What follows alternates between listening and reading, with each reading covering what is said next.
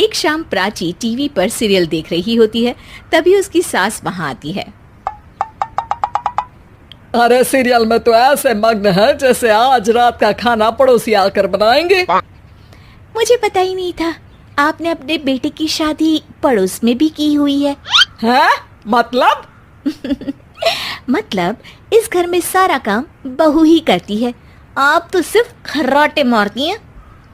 अच्छा जी, फिलहाल तो तुम आराम फरमा रही हो। चलो जाओ, ये मेरे टीवी देखने का समय है। आहा, इसीलिए मुझे भगाया जा रहा है।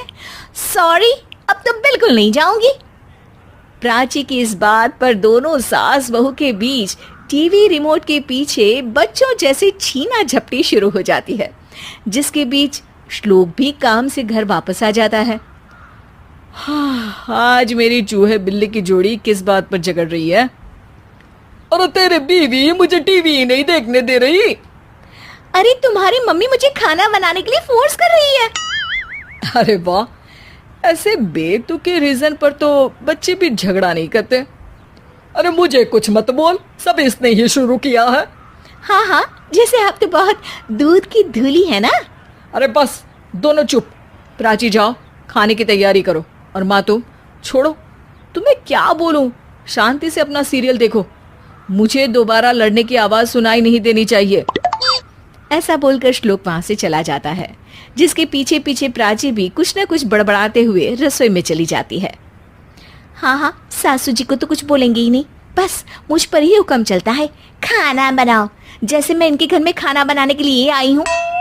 इसी तरह शाम बीतती है और रात को श्लोक और प्राची की सास खाना खाकर सोने चले जाते हैं, लेकिन प्राची गुस्से में कुछ खाए बिना काम में ही लगी रहती है।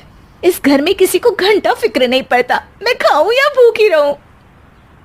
प्राची कुछ देर के लिए रसोई से बाहर जाती है और जैसे ही वापस आती है तो वहां दूध का भरा ग्लास देखकर हैरान रह जाती है।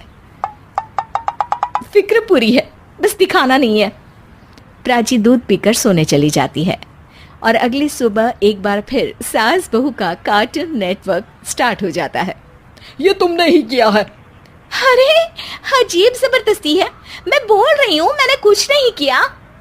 दोनों ने मिलकर पूरे घर को पागल खाना बनाया हुआ है। यहाँ कोई नॉर्मल इंसान तो रह ही नहीं सकता, इसीलिए अब पड़ोसी क्या रिश्तेदार भी घर आने से कतराते हैं। और सुन बेटे, तू भी चंगा, तेरी माँ भी चंगी, तेरी बीवी भी चंगी, रिश्तेदार। हाँ जी, आपको नहीं पता क्या, गंगाधर ही शक्तिमान है, रिश्तेदार ही। हाँ हाँ